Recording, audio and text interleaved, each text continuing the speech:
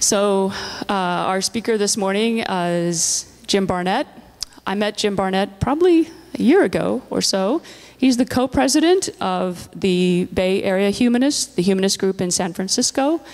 Basically, as far as I can tell, started from scratch. Two of you wanted to have this kind of organization, and you worked to create what they have today, and they're still growing. They have a number of meetings throughout the month. Just went to one yesterday. Very interesting complement to what we've got here as well. So if anyone's interested in, sorry, I have to put a plug in for you. I can't, because I'm a member up there too. I go a lot. I really like that organization as well. So these two work well together if you can get up to San Francisco. So for today's talk, it's called The Twin Pillars of Humanism. Humanism has influenced the modern world tremendously, but many people have only vague ideas about what humanists believe. There is no authority to say who is and who is not a humanist, and opinions vary over a considerable range, as we know. But to be a viable movement, there must be some principles that humanists share widely, if not universally. So Jim Barnett, the co-president of Bay Area Humanists and a humanist for decades, will review the principles that he believes are essential to humanists. Let's welcome Jim Barnett.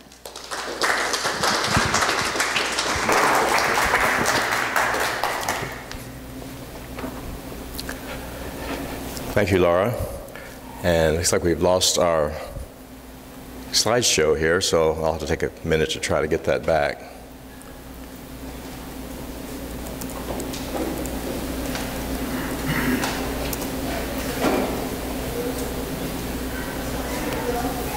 Okay, there we go, great. So yes, thanks so much for inviting me. I'm very pleased to be here. It's not the first time I've been here. I've been to your meetings off and on over the last many years. I worked in Palo Alto for about 30 years, and I lived in Palo Alto for part of that time, our neighboring communities. So I had an opportunity to come by from time to time to attend your various activities, and I was always very impressed with this group. So it's really an honor to be here and to be able to speak to you. As Laura said, I am currently very active in the Bay Area Humanist, and as she correctly pointed out, that this is an organization primarily active in San Francisco, and that it has, it's about 2 years old. About 3 years ago, after I retired from my job, I was wondering, what am I going to do the rest of my life? And I thought, well, I really like humanism. I've been a humanist all of my life, or at least for decades. And I thought, well, I became aware of the Humanist Institute, which is a low residency program where they train people or teach people about humanism in a fairly deep way. And I decided to attend that class. So I'll be graduating in August, so you know, I'm almost through it. But there was fortunately another person from the Bay Area, Vanessa Gomez-Brake. And so the two of us, you know, I think if it's just one of us, we're kind of by ourselves and not likely to take too much action. But with both of us, we decided, well, we need a humanist group in San Francisco because there is nothing there. There's some atheist groups that are active, but no per se humanist group. So she and I found a few other people who wanted to get one started, and so we have it going. So we're very happy about that. As Laura pointed out, we have a variety of different programs, and the major one is sort of like this forum that you have here, which is someone gives a talk and we discuss it. And that's on the first Saturday afternoon of the month, and it's typically in the Glen Park Library, which is near the BART station. So if anyone wants to come up and visit us, it's easy to get there, and we would be very happy to see you. We're really, really fortunate to have this group so close by, because I know this group is well established. You've been here for decades, and you have a lot of great speakers, and you have a lot of great people here within the group that are good presenters. So we've had several people to come up and talk to us. Laura has been there, and yesterday Martin Squibbs was there giving a talk somewhat similar to what I'm giving now, so he'll be hearing some things that he talked about yesterday. Arthur has been there, as well as Jonathan Figdor and Tom Bergstrom has been there. So I think this is a good model for us to follow, that we need to help each other. And I would really like to see humanist groups to be spread all over Northern California, not just a couple of them, you know. So I hope we can work together to make that happen. Okay, so what is humanism? And I feel a little bit like I'm bringing coals to Newcastle here, because I realize this group has been around for a very long time, and many of you have probably been humanists for a very long time. But as Laura was talking about, we sometimes reevaluate what does that really mean to us. So we need to really go back to the fundamentals and talk about what does humanism really mean to us. And plus, you have, as we do in San Francisco, a lot of new people that come into our group who really maybe don't know exactly what humanism is. They have a vague idea, but I think we owe it to them to tell them what we think it is anyway. And so I think we should have these kinds of talks from time to time to bring the new people in and inform them as to what we are all about. And, you know, as the opinions vary widely, as Laura pointed out, because there's no central authority. We value free thought and freedom of thought. And so humanism is actually a living philosophy. So I think that's another reason why we need to time think about, you know, what does humanism mean to us. So today I'll give you my opinions, and of course I have no more authority than anyone else. And I'm going to base my opinions on humanism based on some definitions. I think when we want to know what a word means, we go to the dictionary and other sources and see what's written there. So I will use definitions. I will refer to some of our foundational documents, which probably many of you are very familiar with, but just review those. And then at the end, I'll discuss some current issues that I think many humanists are dealing with. Okay, first of all, definitions. You don't have to read all of these. These are 5 definitions that I obtained either from dictionaries, encyclopedias. The last one is from the American Humanist Association. And I found that there were 2 threads of thought that ran throughout every one of these. And one thread I highlighted in red and the other in blue.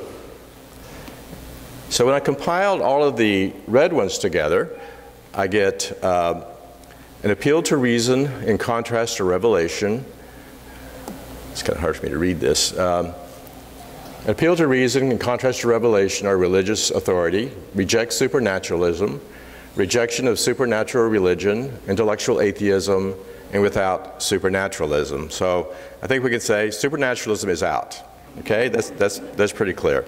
So I would call, if supernaturalism is out, what is in? So what is in is naturalism, the philosophy of naturalism. So I would say that is one of the foundations of humanism. Now, how do you define naturalism? Well, it's the philosophical conclusion that the only reality is nature as gradually discovered by our intelligence using the tools of experience, reason, and science. When I compile the blue thread of thought together, what do I get? Grounding for morality, capacity for self-realization through reason, advancement of humanity by its own efforts, morally concerned, living meaningful ethical lives, and adding to the greater good of society.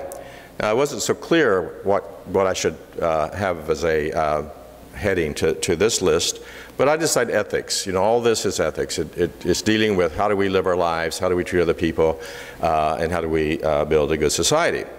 Well, I like definitions, so what is ethics? Generally, philosophical ethics concerns itself with discovering a system one may use to determine who or what is good, or with evaluating systems that others have proposed. And in the case of humanism, I think we evaluate a system or a particular issue in terms of whether it's ethical or not, based upon its effect on human well-being. So that is, to me, fundamental to humanism. And so you've all been waiting to hear what the twin pillars of humanism is, so here it is. I think naturalism is certainly a basic part of humanism, as well as ethics. And this may seem obvious to us that have been around for a while, But I think we need to be able to explain humanism to new folks in a very succinct way, in a way that is, hopefully they can remember it. We got a little graph here that hopefully that will be something that they can take with them. Okay, grounding in ethics. We know there are more than one ways to ground ethics, and certainly one of the more common ways is religion. And most of the religious groups that we are aware of, certainly in the United States and in the Western world, of course, is Judaism, Islam, and Christianity. Now, all of those religions believe that there is a deity, and that this deity, or God, revealed his will to humanity as to how we should live our lives. Therefore, the ethics comes from a divine being. And we as naturalists probably don't believe that. We probably believe that these documents were really written by men. And these men lived in patriarchal societies, which were pre-scientific, and there was a lot of tribal thinking in those cultures. So it's not surprising that these documents reflect these ethics. And the problem is with religions, some religions, is that particularly more fundamentalist folks believe that these ethics are absolutely mandatory, and they try to adhere to them as much as they can. Now, we're very aware, of course, that religions evolve, and there are other people in those three religions that I just talked about who are very progressive and are not so bound to these doctrines that one finds in the text, the foundational text of the religions. So it's a very mixed bag when it comes to religion. Now, of course, we have the naturalistic view, which is what I think we as humanists would say we base our ethics on. And our ethics is grounded in human nature, human need, and rational thinking. Okay, so what is the naturalistic understanding of human nature? Well, we have a lot of information that's come from science in the last couple of hundred years. We know now that we evolved, and we evolved as social animals. And in order to be social animals, we had to evolve certain emotional capacities that allow us to live in groups. And of course, these are the positive emotions such as love, compassion, sense of fairness, altruism, and so forth. So you can call these the pro-social emotions.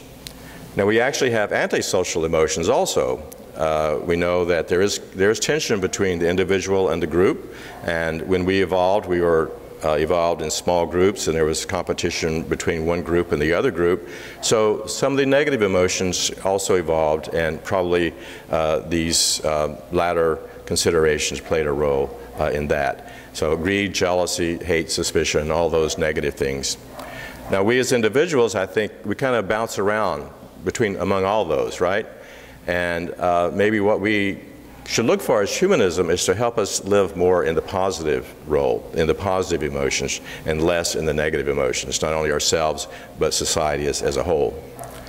We also know that humans are capable of reason, and this is a major aspect of ours. While the animals probably are, I suppose, capable of reason also, but in us it's much more developed. So reason is extremely important for humanity. So what are the ethics based on naturalism? Well, first of all, of course, we know that there's no evidence of a life after this life, so we think that this is probably it, and we need to live to the fullest. We need to live happy lives to the best of our ability, lives which are fulfilled, and lives which are meaningful. And again, I think humanism can help us achieve those goals. We also know that we evolved from a common ancestor, and therefore all human beings are pretty much the same, maybe different in our superficial skin color or whatever, but I think we're very much the same in our emotional makeup, in our needs, and in our rational capacities. So if that's true, then we need to make sure that everyone has the opportunity to live a good life, and I think this is also what humanism is about. We have the capacity for empathy. You know, I think we've all heard of the mirror neurons. These are neurons in the brain which supposedly help us understand what another individual is feeling or what their emotional state might be. And because of that, we can be empathetic, we can have compassion, and we have evolved altruistic capacities. And we hear the scientists talk about kin altruism, which is very easy to explain from an evolutionary viewpoint. Because if you help your kin, then you're helping your own genes survive, and that's sort of what evolution is about. But there are other kinds of altruism also, such as reciprocal altruism. And again, emotions, I believe, are fundamental or foundational of our ethical thinking. Now, philosophers have argued or thought about what's the relationship between reason and emotions for hundreds of years. And I think most of the Enlightenment philosophers would say that, emotions are not to be trusted, that reason has to keep emotions under control. Now, a notable exception, of course, was David Hume, who famously said that reason is the slave of passions. And I think he was really talking about emotions here. So he was sort of a little bit of an outlier there. More recently, we have a book by Jonathan Haidt, The Righteous Mind, in which he believes that the emotions are really what determines what we believe, what we feel, and that it's reason comes along and just tries to justify that and tries to rationalize that. So, he doesn't have a high opinion of a reason either. He believes that most of our decisions, most of our values, come from emotion. But another book by Joshua Green, The Moral Tribe, I think probably has a better idea when he talks about the dual process of moral judgment, and which is true that very often we'll be presented with a situation and we'll have an emotional response to it. But then reason comes along behind that and kind of puts that emotional response on trial, so to speak. It's sort of like spell check. You're typing, and the first thing that comes to your mind is how you spell a word. That's how you do it. But then you run a spell check to see is that have you spelled things correctly or not. So I think this is sort of what he's talking about. We use reason to go back and evaluate our emotional responses, and I think there's a lot of research out there that would substantiate this approach, that reason is extremely important in our ethics and how we interact with the world. Now, so we can understand pretty well how our ethics evolved for the small group, for our family, for the tribe, and so forth. But, of course, humanism wants us to expand this to the whole world, to all of humanity. But how can we justify that from a naturalistic viewpoint? Well, if you go back to Peter Singer in his book, The Expanding Circle, we get an idea of how this might happen. Whenever reason starts to evaluating those emotional responses we have, reason takes on a life of its own, so to speak. And, if you want to get someone else to follow your ethical standard, then you have to include them in it. I think one example is in the Old Testament. It says that you're not to enslave other Hebrews, but it's okay to enslave everyone else. Well, if you're Hittite, that's probably not a moral thing you're going to accept. And it's not only the Hebrews, but the Greeks had the same idea that you could enslave other people, but you could not enslave fellow Greeks. So reason would tell us that this is not going to be something that is going to be universally accepted. And therefore, reason requires a disinterested point of view. You can't say something is good because it's good for me and my tribe. And so this is, I think, how we get to a universal humanism, a humanism and an ethics which is valid for the whole world. So a lot of thinking has been done over the last hundreds of years about humanism, and I particularly like a book from A.C. Grayling entitled What is Good? He views human history from the viewpoint of a struggle between humanism and religion. The ancient Greeks Indians and Chinese, if you go way back, they all had philosophies which were not dependent upon divine revelation, not dependent upon the gods. And they sometimes believed in gods, but they just didn't believe they were very important. So their ethics and philosophy was based on reason. Now, unfortunately, with the rise of the Christian church, it became very dogmatic, and it did not want any other thinking to coexist with it, so it repressed the Greeks. It closed the schools in Athens, and it repressed the pagan religions. And the only thinking, there was no free thinking, the only thinking that was permitted was that which was the confines of the Christian church. Now, that started to change when the Enlightenment came along, and it was largely because a lot of people started to rediscover what the ancients were talking about, to rediscover their art and their sculpturings and their philosophy and their writings. And so while most of the Renaissance people remained Christian, I don't think you could do anything else back then and stay alive, but there was a focus back to this life, humanity, and what's good in the here and now, and not so much concerned about the afterlife. And this is a process that I think has been ongoing ever since, and we're still going through that process, I believe. There was a big boost when the Enlightenment came along, and scientists and philosophers began to realize that science, reason, and democracy were all important in how to build a good society. And then we come up to the 19th century, and of course Charles Darwin, who deserves a whole century to himself, I think. He made a huge contribution to humanism and our view of naturalism. And he showed us how we got here through natural processes, and just like all the other animals did, and the plants and all living things. So not only did he tell us how we got here, but he told us that we are part of nature. We're very much part of nature. We're not a special creation at all. So this was a fundamental shift in human thinking, I think. And there were other philosophies, I think, of significance for humanism back during that time too, particularly utilitarianism. So you evaluate something, whether it's good or bad, based on its consequences. And I would say this is very much part of humanism too. We evaluate whether something is good or bad based on its effect on human well-being.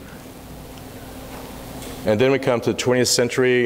Certainly the understanding of molecular genetics is one of the major things that came out of that. But there were other things like understanding of human moral development. Lawrence Kohlberg taught us that a child goes through several stages of moral development until they get to be an adult. And during this period, the child and the young person is interacting with their environment, with their society, and that interaction really determines what the moral situation of that person will be when they grow up.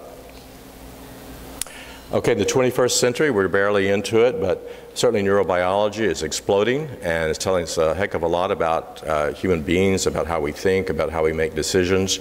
And I see this as something that's going to continue to be very important for humanists and humanism. I think that the other thing is we have already realized, I believe, the urgency of the environmental crisis.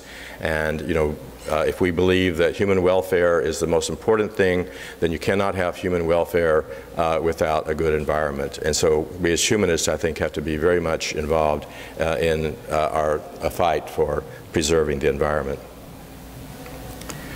Okay, now I'm going to switch gears a bit and talk about some of the foundational documents, which I'm sure all or most of you anyway have heard about. Now, humanism, the word has been used at various stages of history for different things, sometimes within the context of an educational system or whatever. But the use that we have today, the modern use of humanism, I think really got its start in the 20th century. And the first document we had was the Humanist Manifesto I. And this was written by a lot of academic intellectuals, philosophers.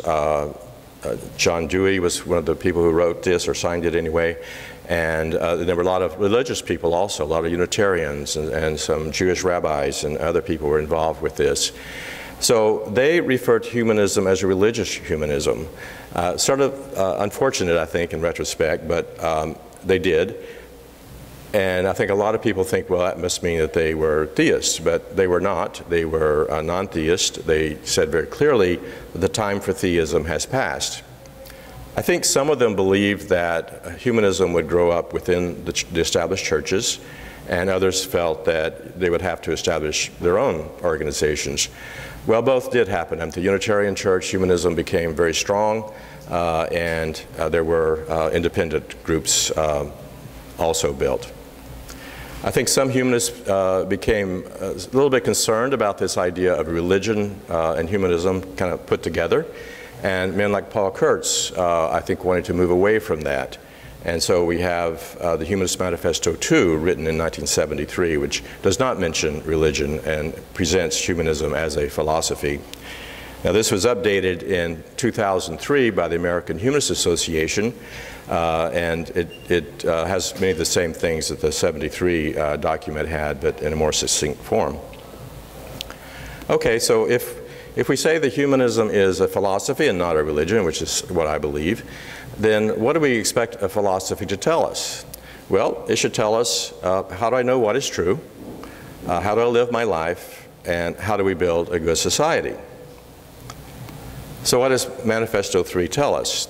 Well, it tells us the knowledge of the world is derived from observation, experimentation, and rational analysis. Science is the best method for determining this knowledge, as well as for solving problems and developing beneficial technologies. So it's naturalism, as I talked to you about before. And then the third one is a bit different, though. It says, we also recognize the value of new departures in thought, the arts, and inner experience, each subject to analysis by critical intelligence. So, you know, a lot of people accuse humanists as being scientism, which is believing science is the only way you can determine anything, but I think this is opening the door to our inner subjective experiences can give us wisdom also and knowledge, but it warns us at the last part of that sentence that all of this needs to be analyzed by critical intelligence, because we know sometimes people claim some very interesting things that we as humanists and naturalists find not easily accepted, and therefore we have to be critical or have critical analysis of those claims. So what do humanism holds to be true? Well, humans are an integral part of nature, the result of unguided evolutionary change. We've talked about that already. We recognize nature as self-existing. There's no evidence or no need of a creator God. We accept our life as all and enough.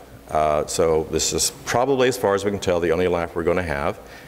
But we welcome the challenges of the future and are drawn to and undaunted by the yet to be known. So as I showed you, the definition of naturalism is that there is a gradual understanding of nature through science and reason and all that. So who knows what the world is going to, or science and reason is going to unveil in the future. But we have to be ready to accept it, because we say we are naturalists. How should we live our life? Well, I think that humanism says that the ethics are determined by its effect on human welfare. Again, the consequentialist philosophy that I talked about before. So if we want to know if a particular position is ethical or not, then we need to ask ourselves, well, what's the effect on human welfare? Now, Manifesto 3 also says we should extend this to the global ecosystem, and I'm really glad that's in there, because you may have run across this too, where some people will say, well, you humanists are only concerned about human beings, you're not concerned about the animals, the environment. So we get that criticism a lot, but I think it's not true, and I think it follows directly from our belief that human welfare is important, that you cannot have a good human welfare if you do not have a healthy ecosystem. So I think there's absolutely reason for us to be very much involved in preserving the environment. Humanists are committed to treating each person as having inherent worth and dignity. Now, sometimes that's a hard one sometimes. It's hard for us to do when we talk about Adolf Hitler and people like that. But I think, you know, it's the way that we treat most people anyway. that it's a way of preventing things like what happened in Nazi Germany or in slavery or segregation. You know, if we view people as having inherent worth and dignity, we're not likely to dehumanize them, which I think a lot of the horrors that's occurred throughout history has been when we've been able to dehumanize other people. We've already talked about humans are social by nature, and we find meaning in relationships. And so certainly there's the family relationship we start out with, which is important. Friendship is extremely important. And so I think we all need to have that. But I think even that's not enough. We need to be in community. And you can form community in a lot of different ways. You know, you can have a group of people who like bowling, and you can form a community on that. But I think the communities that are most stable, that last longer, are those built around shared values. And certainly religion, that's how it has been able to exist for so long, because they have shared values or shared beliefs anyway in a particular dogma, and that holds them together. We as humanists, I think, also need community, and we have shared values, and I think that should hold us together. And I think that's one thing you've been doing here in this group for, I think, like half a century or so. You've had this group here providing community to humanists, and I think it's great. And that's what we're trying to do in San Francisco, too, provide community. And every community needs to have a humanist group so that humanists have a place to feel that they are part of community. Working to benefit society maximizes individual happiness. I think we all are aware of ourselves maybe, or even other people that are out there trying to do good in the world, trying to help the poor, the homeless, trying to work for peace, whatever they're doing. But we get a lot out of that, I think, and it does maximize our own self-worth, a sense of self-worth, and therefore our happiness. So humanist communities need to be able to provide those kinds of opportunities for people too. You know, there's statistics out there that say that religious people are more likely to be involved in social action and helping the poor and that sort of thing. And I don't think it's because they're any better people, but it's because they have institutions which help make that process very easy. And we as humanists need to have institutions to make that process so that we can apply our own desire to do that more readily. And I know you do some of that here. In San Francisco, we go to the food bank once a month. You know, it's not much, but it's a beginning. And it relates to people's desire to do good in the world. Okay, so what is a good society?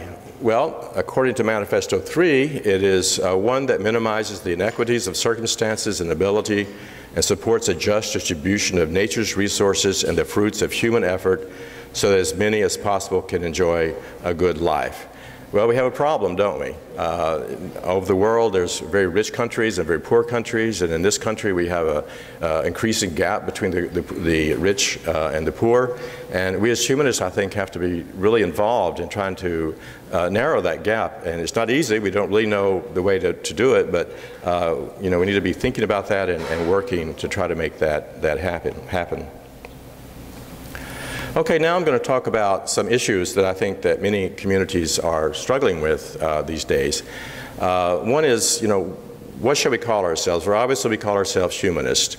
I call myself a humanist because I like the twin pillar definition. I like to take in both the naturalism and the ethics. So I put inside the circle things which I think are compatible with humanism, and things on the outside, at least from my view, I don't see how, you know, it really fits into humanism. But certainly non-theist, a lot of people call themselves agnostic, secular or naturalist, free thinkers, very important, secular humanists, some people call themselves religious humanists, skeptics, and then atheist is the word that might be more controversial. I think atheist means one who does not believe in God. And so I think that probably most, if you just use that definition, most humanists would say they are atheist. But words come along with some baggage. They come along with emotions. And there are a lot of atheists out there who are very militant, and some of us feel uncomfortable with it. My view is that atheists, you know, that sort of militancy, whether you are comfortable with it or not, is not all of atheism. I mean, there are people here who I identify myself as an atheist. There are other people here, I'm sure, who do. And there are a lot of people out in society who are not part of any organization who very quietly consider themselves atheists. And we know that a lot of these people are discriminated against. We have people coming to our group all the time saying, oh, you know, I'm really glad to find you. I'm afraid to tell my family, I'm afraid to tell my employer or anyone that I'm an atheist. And I even have to, we take photos and put on our website. And I have to erase some people out because they're afraid. And, you know, that's not right. And I think that we as humanists need to oppose that kind of discrimination against atheists. And, you know, the word for that is atheophobia. And that's, in my view, something that we as humanists need to be involved with. Now, on the other end of the spectrum is religion. What's our view toward religion? Well, anything you say about religion is true, and anything you say about it is false. And that sounds a little mystical, but in reality what it means is that religions are very, very varied. And we talked about those that are more fundamentalist, and they adhere to those ancient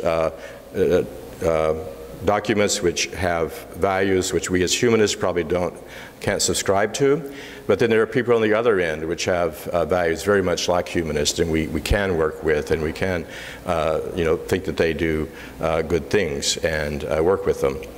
Now, I do think that when religion does things bad, that we should criticize them.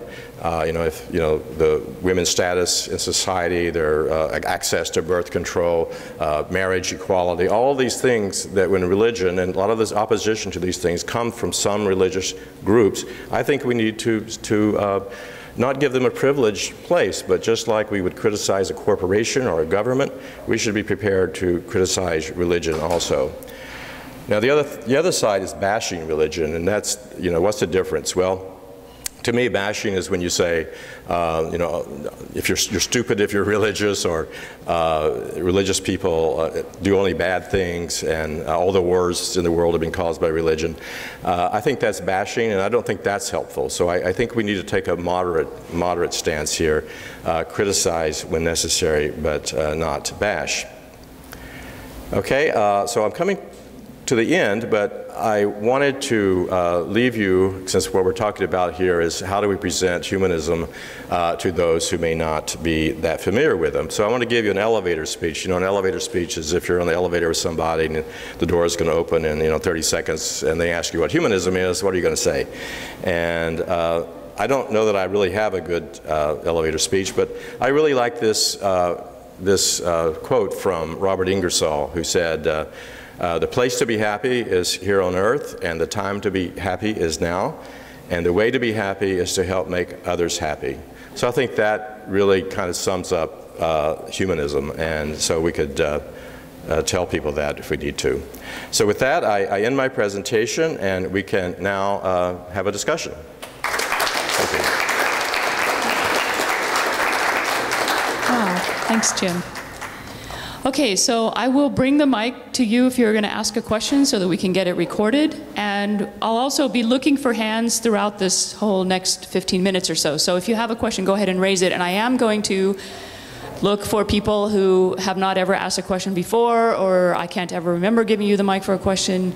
I'm going to try to be as fair as possible about that, but, you know, okay.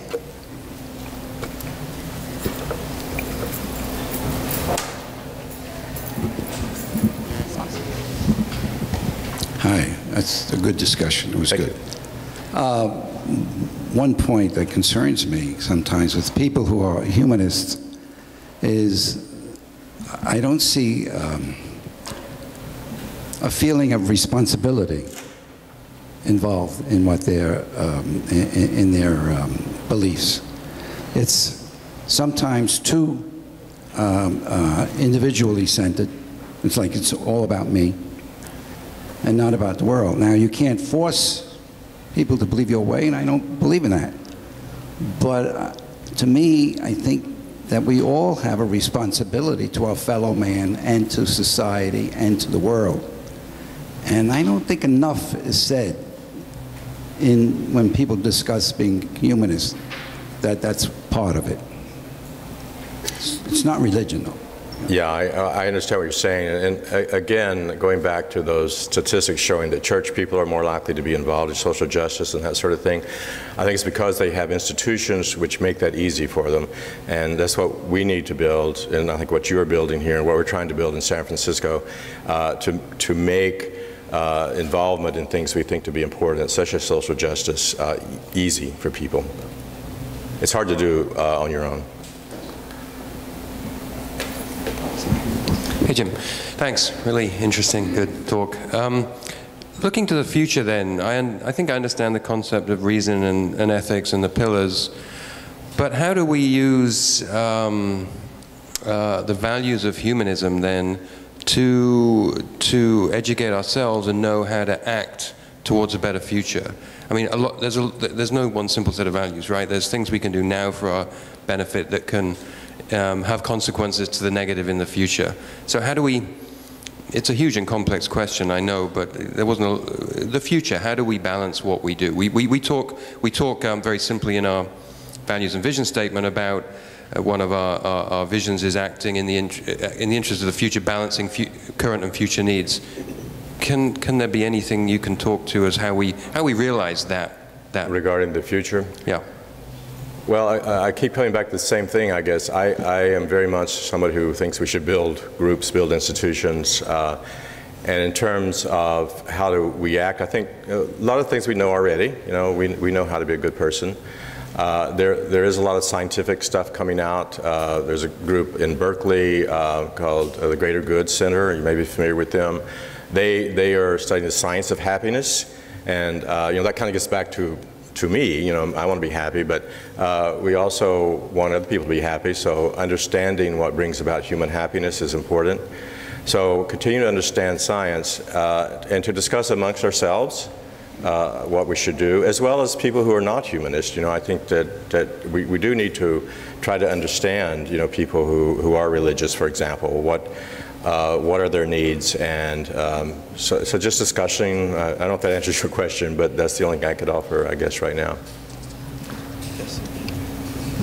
I'm not as phobic against the word religion as a lot of people, and I think that humanism may be more accurately defined as a naturalistic religion rather than a non-religion, and that I look at it as what I call, a friend of mine came up with this term, the evidential reformation, or religion 3.0, that we're the next evolutionary step in religion, and that you know, that the universe speaks to us through science. And I think that it would be more advantageous for us to sort of recognize that, you know, that a religion isn't about your relationship to God. A religion is about your relationship to reality. And that, you know, there's several religions out there, Buddhism, for example, that most people feel positive about, that has no deity, but you know, and they're evolving toward, you know, a reality-based philosophy. And I think that you know, we should compete in the religious world and say, well, you know, not only are we a religion, but we're the best religion out there, that we're the upgrade for other religions, and that you know, and to sort of like agree with you about losing the atheist identity, because atheism is about nothing, ultimately, and that, you know, reality is about everything. So I just want to see what you think about those ideas. Yeah, it's a hard decision, I think. I have mixed feelings about the, I guess I'm coming down the side of not saying that humanism is a religion now, because I just said it, but there are certainly groups out there which are non-theistic that appear to be religions. There's certainly the Humanist in the Unitarian Church. There's the Humanistic Judaism, which are not theist, but they have a religious thing, the Ethical Culture Society. So there are groups out there that look like churches, look like religion. I guess my view is, and I guess it determines whether you're a secular humanist or a religious humanist, and my view that secular humanism is the way groups like the one in San Francisco, I can't speak for this one, but should go, because the world you know, we have a lot of nones, the people who, none of the above, you know, who don't identify with any religion, and who, I'm not really sure what they're looking for, but I think that if you call yourself a religion, that many people assume that you believe in a deity, that supernaturalism is part of your philosophy. And I guess why I would try to move away from that and not use religious terms as much as possible is because I want people to be understanding of what humanism is, and I think that confuses things. But I do realize that humanism is not just, it's not just atheism, you're right. It does encompass the whole human experience, which is sort of what religion does. So from that viewpoint, one could say it was religion. So it's a tough one, and I guess I come down the side of just being clear to people. I was going to mention this particular topic as well, and I noticed your slide that defined philosophy, but you didn't have one that defined religion. And it seemed to me, when I saw that, you could say the exact same thing. Religion, and as a matter of fact, some definitions that I've seen of religion do not refer to it as a supernatural, but it's just a set of beliefs, a common set of beliefs. So I'm new to this whole thing, and this is one of the issues that I have in my mind, trying to sort out the importance of the word religion, and I'm not clear on that yet. Yeah, and I guess just the discussion we had is just shows you that there are differences of opinions. Again, for myself, I have decided to reserve the word religion for groups who believe in a supernatural, and philosophy for if you do not believe in the supernatural. But other people probably, well, obviously, other people have different views on that. Jim and I are kind of soulmates when you put up your, you know, I mean, word for word, I wish I could write that as well as you did. We are right, and yet reality is that we got 50 or so people here, and at this very moment there are thousands of people in a myth-based setting that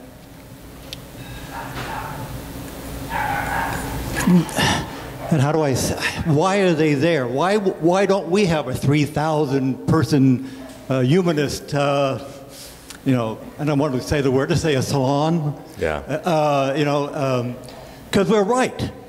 And one of the things that we came up yesterday that I thought kind of happened was that I think humanists need to take your twin pillars and project what science is telling us is going to happen in the future and take some positions on, and they won't be good positions because we need to lower our human population. We got to not have pro-growth anymore. We got to get rid of fossil fuels. None of these things are being talked to by our politicians, and I don't see the other myth people talking about it either. And so I think it's an opportunity for humanists to actually stir up the pot a little bit. Yeah, I agree. I think it's important for us to be out there on those issues which are critical to human flourishing, and certainly those issues are. A lot of times, because we're not very organized, you know, we do those things as individuals, and we may be very active in contributing to that, but no one knows we're a humanist. So that's sort of the way you let people know that humanism is involved. When we do our volunteering work at the food bank, for example, we have our T-shirts that says, you know, we're humanists, and I have mixed feelings about it. You know, it's good to do good just because it's good to do good, but on the other hand, you want people to know that humanists are there and doing good. So we need to let people know, I think. Through recorded history, any contribution by women has been pretty much tunneled through men. I think, therefore, it would be more appropriate, instead of saying things are done by men, we should say they were done by people. Yeah, I agree. Certainly, the contributions of women have been ignored in history, and very often because of their, you know, the repression of women, they weren't allowed to take leadership roles. And usually history records the people who are doing the writing and that sort of thing. But hopefully we're beyond that, and certainly it's what humanism, I think, needs to be very much involved with. And those elements, whether they be religious, and unfortunately they often are religious, who want to keep us in a another world, we should not allow that. But definitely, we want to move to total equality for women. This has been raised by several people, but it's a dilemma that I face, and I imagine because other people have spoken to it that they face this on a daily basis as well. We live in a society that is extremely unethical. It's global capitalism. I believe it's unethical and undemocratic.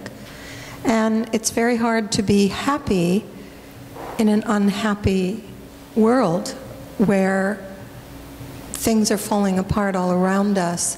How do we address the ways in which we can take collective, not individual responsibility? And this is a very big question, but I think it would be worth an hour-long, at least, discussion. How do we, as individuals who don't want to be part of a narcissistic, individualistic society, which is what the society promotes, how to address that contradiction so that the contributions we make aren't just individual tiny acts once a month someplace, but contribute to major fundamental radical change. Radical change to make the society more fair. Yeah, that's a big one. And how do we do that? I think you have to be certainly involved in the political process, and you have to pick your, the group that you think is more likely to bring that about than others. I know who I think is more likely to bring it about more than others, but it's something we each have to decide.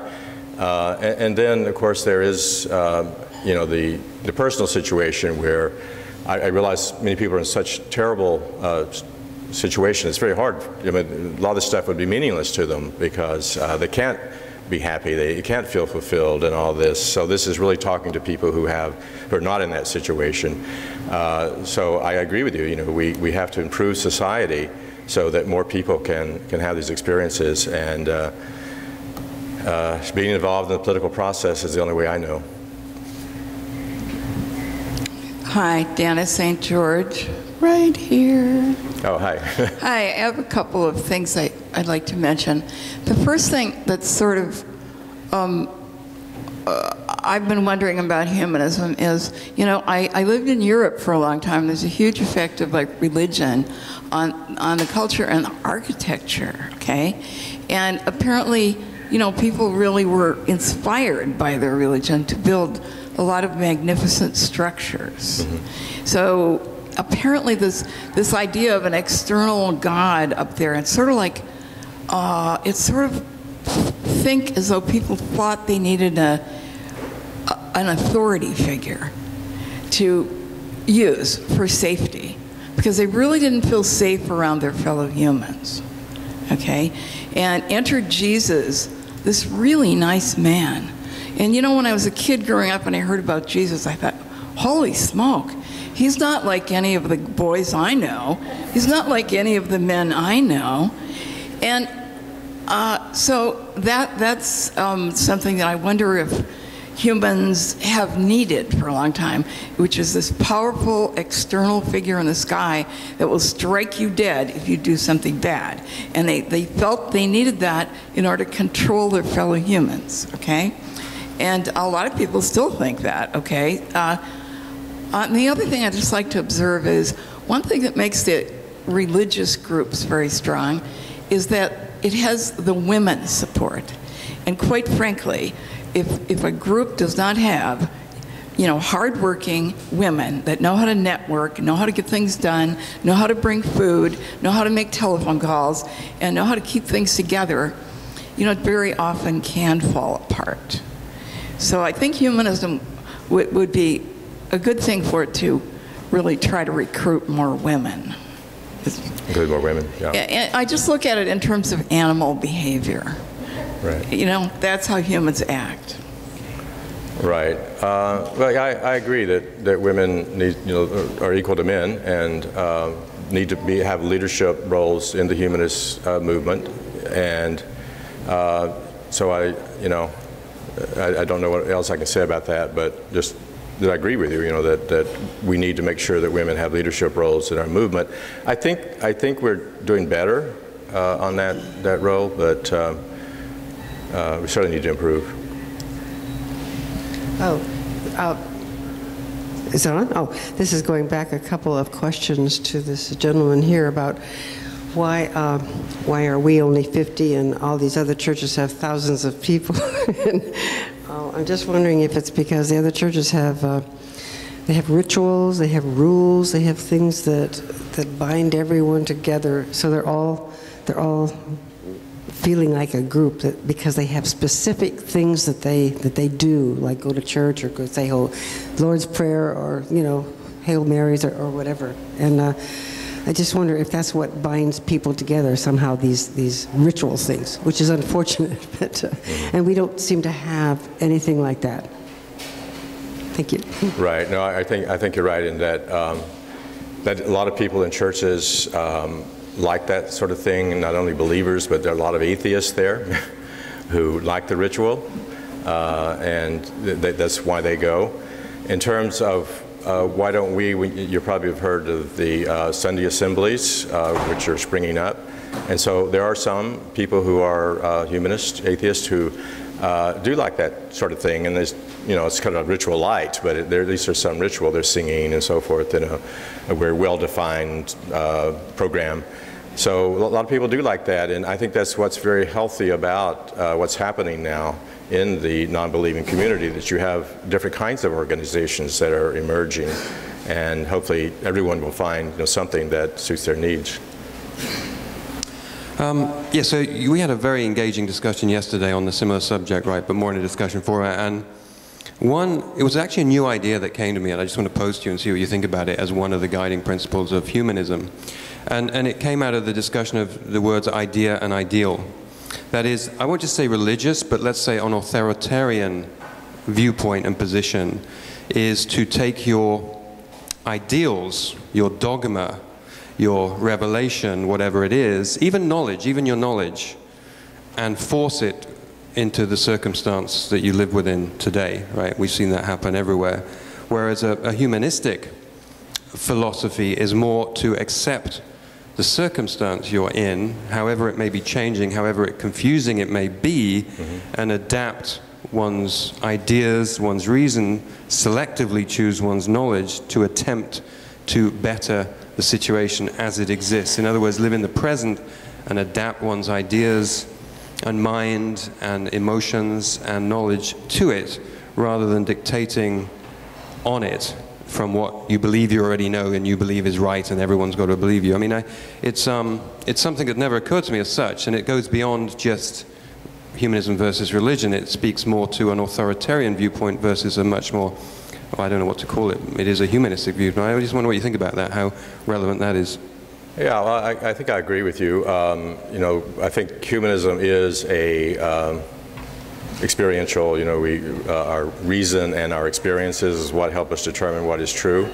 And if you have we all have ideals that we think are true, and if we are presented with a experience which seems to contradict that, then our rational mind will start churning it over and try to come to some sort of, we don't like cognitive dissonance. We don't like to have something which doesn't seem to fit together. We want a story. We want everything to fit together. And so I think as humanists, we will probably elevate the experience and the fact, the knowledge, rather, over a pre-existing ideal.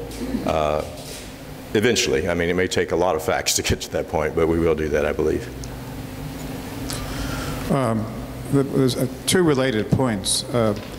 In Humanist Manifesto 2, there was something that was watered down in Manifesto 3, and that's the idea that we're one human family, and that we need to get beyond nationalism and we need to be one-worlders. And it even uses the word international federation, which would sort of imply a world government. And that was all that was left out or watered down considerably in Humanist Manifesto 3. Right. The other point I want to bring up, I think what Rick mentioned about responsibility. It seems to me that we're one human family, And we have the joint responsibility to protect our people. So when people are getting killed in Gaza or any place else in the world, often we tend to think, well, it's someone else's problem. And we're Americans, and we may or may not get involved, but we think we're one human family. Those are our people, our children are getting killed around the world, and we're not doing anything about it. Mm-hmm. And there's also this idea of responsibility to protect is now recognized as a UN norm, that the world community has the responsibility to step in, for example, to stop genocide within a nation. There was an old norm from the Treaty of Westphalia that interfering in the internal affairs of a sovereign state is a no-no, when you're not supposed to intervene. That has now changed. The world community has a responsibility to intervene just to stop all this violence. Yeah, right. I think that what was in Manifesto 2 is certainly something we should still aspire toward.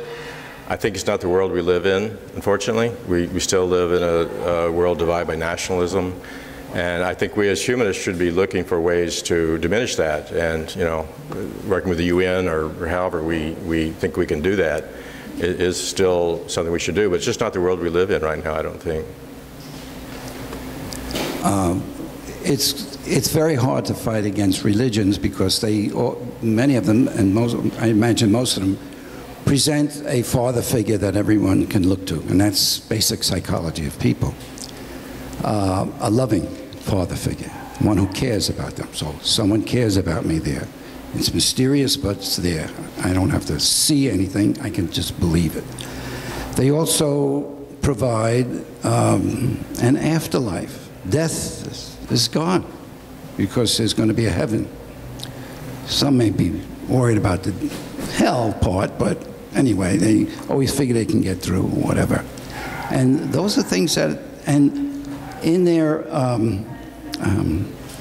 religious practices, they reinforce constantly with religious music, religious sculpture, religious architecture, the idea that, oh, this is the religion. People could say, see how wonderful it works. God has done this, done that, you know. And that we will always have to, we will always be up against. But it's very difficult. But it's important that humanists do show themselves so that they can show the people that we do care about all people and feel responsible to all people. And that's to me, that's a basic tenet of life. No, I think you're right that religion has a lot of people really like those things you talked about. And again, it comes back to humanist organizations being able to meet human needs. I never try to, unless they provoke me, but I never try to convert anyone to a non-theistic position. I figure that if people are going to leave the churches, they'll do it on their own good time. And I just think it's important that we have things for them to come to, you know, so that they don't feel like they have to stay in the churches to have all these things the churches offer. And if we're not organized, and if we don't offer them anything, then they may see no alternatives. So that's the way I look at it, but I don't try to tell people they shouldn't be religious at all. So we have time for one more question, and I just want to let people know there's been some talk about taking action. The social action group will meet at 1 o'clock. Help form that into something that you'd like to participate in. And we'll go for one more question. If you have more questions, follow the speaker to the speaker table after he gets lunch. Okay?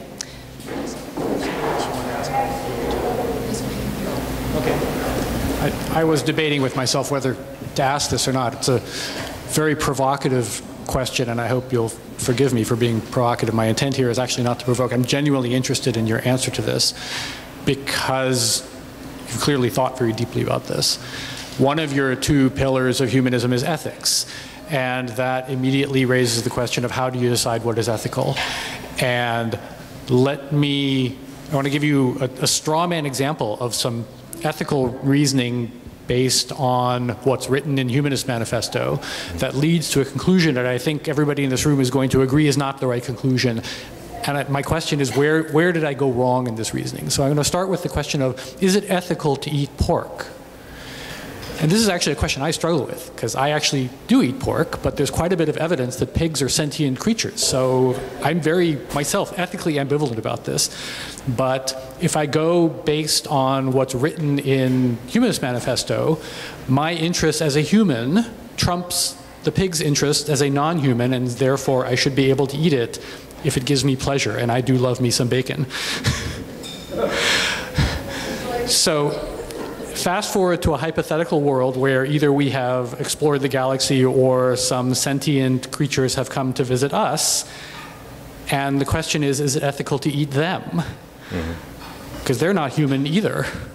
And yet I think everybody in this room would agree that that's clearly not ethical. So where's the flaw in the reasoning? Yeah, okay, that's a great question. I think there are some ethics that come out of humanist writings, the manifesto. I think that we need to make sure the environment's a good environment, and there are reasons for eating less meat, because when we eat meat, it takes more for the environment than when we eat vegetables. So there is that. Now, when you're talking about something beyond that, I have to confess, I haven't figured all that out yet. I do eat meat. Most of my friends don't eat meat, so I'm getting to feel a little bit left out here. But and I'm wondering, have I missed something? But this is something I'm still struggling with. I don't see the humanist literature leading directly toward being a vegetarian. I may be wrong, but humanism, is not a static thing, and our perception of things changes with time, and maybe that's one that will change. I'd be interested in maybe at the table if anyone has ideas on why we should not eat meat other than the ones I just mentioned. I would like to hear it. All right, and that's our last question. Lunch is ready. Thank you, Jim. Thank you.